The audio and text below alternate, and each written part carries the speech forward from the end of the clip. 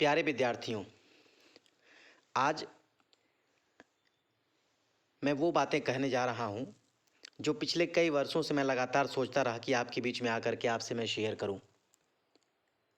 लेकिन आज मुझे ऐसा महसूस हुआ कि अब वो समय है जब मुझे अपनी अंतर्मन की बात आपके सामने ज़रूर रखनी चाहिए।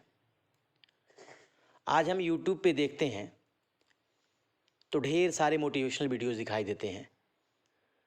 अड़ोस पड़ोस के अगर किसी भाई से मिल जाते हैं तो इतने सारे मोटिवेशनल डोज दिए जाते हैं कि समझ में नहीं आता है कि मतलब अब हम क्या कर डालें। मन में इतना बड़ा शोला, इतना बड़ा बवंडर, इतनी बड़े आग प्रज्वलित होती है कि आज ही आईएएस का एग्ज़ाम आए, आज ही आईआईटी, आज ही नीट के एग्ज़ाम को फोड़ डालें, क्रैक कर डालें, सब कुछ कर डालें।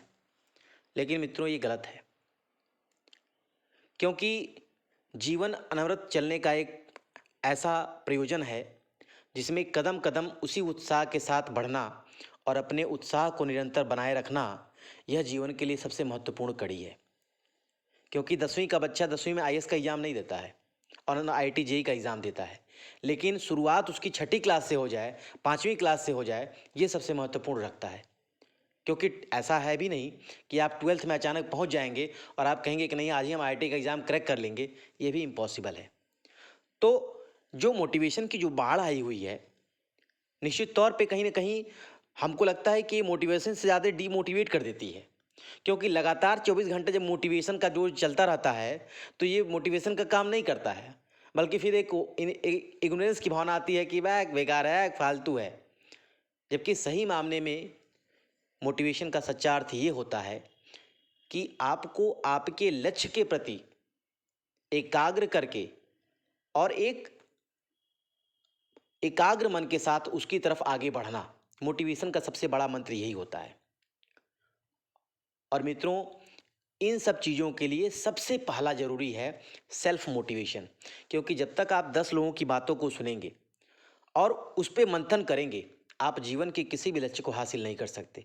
जबकि आप अपने अंतर्मन, अपने भीतर के मन की आवाज़ को नहीं सुनेंगे, तब तक अपने लक्ष्य को आप कभी प्राप्त नहीं कर सकते हैं। क्योंकि आप एक्चुअल में क्या हैं, यह केवल आप जानते हैं और आप ही अपने आप को बता सकते हैं, और यह कोई और बता नहीं सकता है। और अपने लक्ष्य के प्रति अपने रास्ते को किस तरह से सजाना है, संवारना है, ये भी आप ही जान सकते हैं। इसके बारे में और कोई नहीं बता सकता है। हाँ, जब हम 10 लोगों की बातों को सुनते हैं तो अपने रास्ते से भटक जरूर जाते हैं। हमारी मौसी ये कह रही थी तो हमारे चाचा ये कह रहे थे, तो हमारे पड़ोस का लड़का कह रहा था कि आईआईटी का एग्ज़ाम दिया, क्वालिफाई नहीं कर पाया। जब हम इन विचारों में घिर जाते हैं तो हम अपने लक्ष्य से भटकाव की स्थिति में आ जाते हैं। इसलिए जीवन में जब भी कभी आपको आगे बढ़ना हो तो एकाग्र मन से अपने अंतर्मन की आवाज़ को सुने। न तो यूट्यूब की शरण में जाएं, न तो अपने भैया भाभी की शरण में जाए, न तो किसी के शरण में जाइए। केवल अपने अंतर्मन की आवाज़ को सुनिए और उस पर अग्रसर होइए। निश्चित तौर पर आप विश्वास रखिए कि आप अपने लक्ष्य को अतिशीघ्र और सरलता के साथ हासिल कर लेंगे। यह मेरा विश्वास है।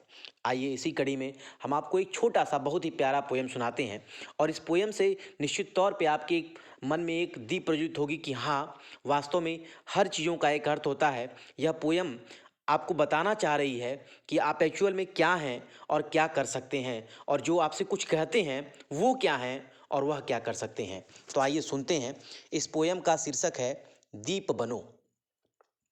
बहुत ही प्यारी पोयम है, मैंने कई बार इसको पढ़ा है, और अगर आपको अच्छी लगे तो आप लाइक और कमेंट जरूर करेंगे। सामने कोहरा घना है, सामने कोहरा घना है और मैं सूरज नहीं, सामने कोहरा घना है और मैं सूरज नहीं, क्या इसी एहसास में मैं जीऊं, क्या इसी एहसास में मैं जीऊं, या जैसा भी हूं नन्हा सा एक दिया तो हूं, क्यों न उसी के उजास में जीऊं, या जैसा भी हूं नन्हा सा एक दिया तो हूं, क्यों न उसी के उजास में जीऊं।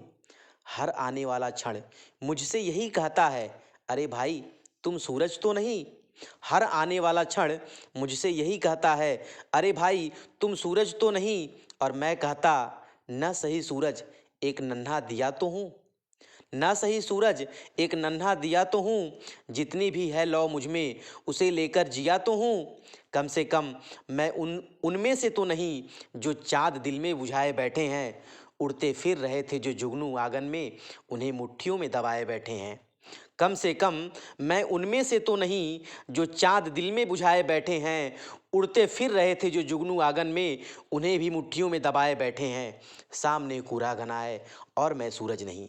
तो निश्चित तौर पे यह कविता आपको बड़ी अच्छी लगेगी, और लगी होगी तो निश्चित तौर पे कमेंट करेंगे। Thank you so much.